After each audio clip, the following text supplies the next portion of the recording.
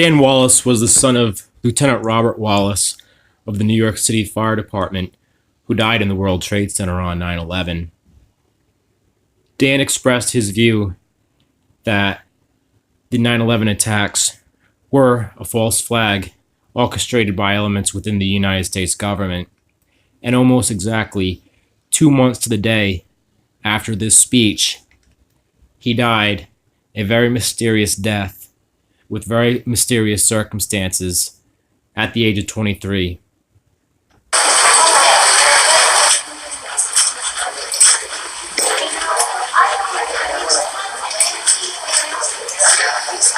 First, I'd really like to thank everybody coming out. My father was a firefighter, came from a family of firefighters. My grandfather was a firefighter. His father was a firefighter, so it basically runs in my family. My brother's actually going to be a firefighter.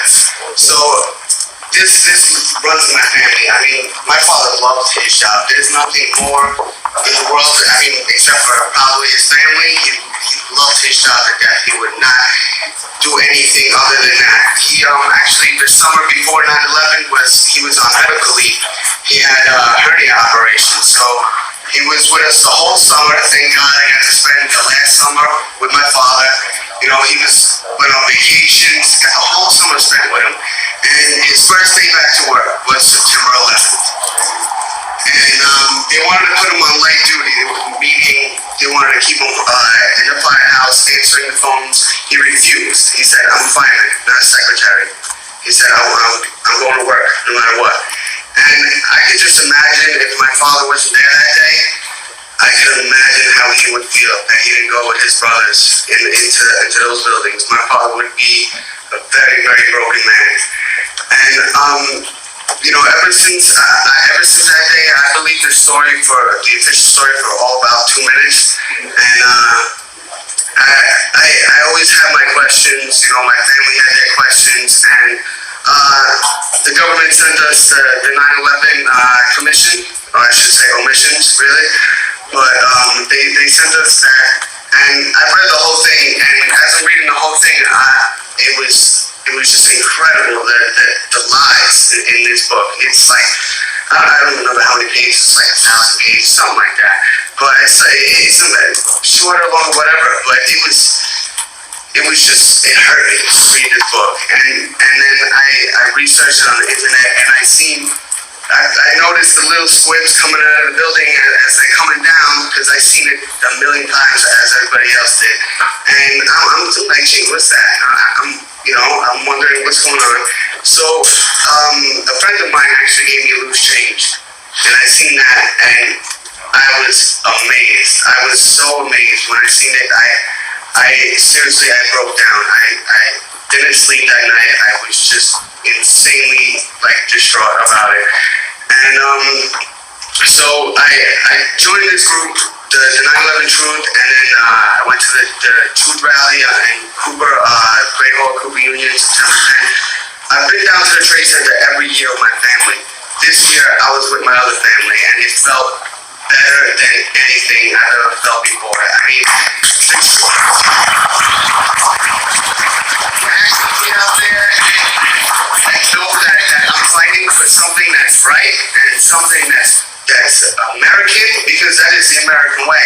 My father was a true patriot. My father hung up the flag every day and took it down every night. My father was a true patriot, and I will follow in his footsteps. And I tried so hard. I'm going to try till the death of me to get him justice. Not only him, the 3,000 others that died too. When I go down to the Trade Center, I don't start crying until I actually see other families mourning for their family members. The people that went in there just for a 9-to-5 job, just worked there every day, doing whatever, their office jobs. And when I see that just upsets me more, because my father knew what he was doing. And on another note, actually, the fire department, they took us down about maybe 2 months, 3 months after it happened, and they let us listen to the recordings of their radio contact. And I actually heard my father's last words was, calm, as we're talking right now. He said, I'm trapped in an elevator. I'm gonna try to hack my way out. I'll get back to you when, I said, radio contact lost. And, when I heard that, that made me so sick to my stomach. And it still makes me sick. And, I just wanted to say this guy outside actually just told me, stop talking about 5 years ago. And I told him I will never stop talking about 5 years ago. It's been 20 years now, 30 years now. I'm never going to stop talking about it. As I said before, my father was a patriot. I'm a patriot, and everybody in this room that believes in truth and wants to find justice is a patriot. Because this is America. It is of the people, for the people, and by the people. And that's the America that I know. And that's the America that I'm going to defend, no matter what.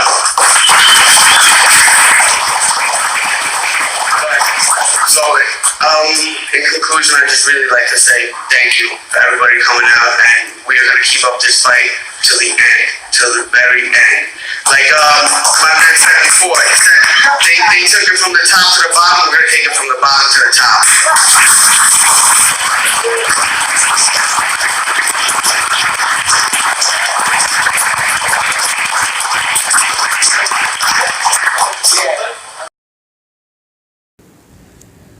On the right of this photo is Dan Wallace.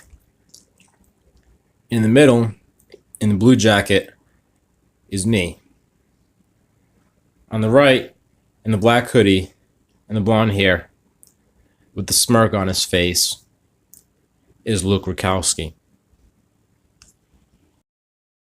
Almost exactly 2 months to the day after this speech, Dan Wallace died very mysteriously in his sleep at age 23. He was found the morning of January 29th, 2007, dead in bed by his girlfriend Sabrina, who has since given multiple explanations as to what happened before he was found dead. Now, I was renting a room in the upper level of Luke's father's house at that time, and that night I went down to the basement where Luke was living to talk to him about the situation, and I saw that Sabrina Rivera was sleeping over Luke's place that night. She didn't even give it a whole day to recover. The very night, the very same day that he was found dead under very mysterious circumstances, she was with Luke, and they were a couple for at least 2 years after the very mysterious death of Dan. I think this should raise suspicion to any and all people who care about Dan and what really happened on 9/11. Let's not forget Dan Wallace.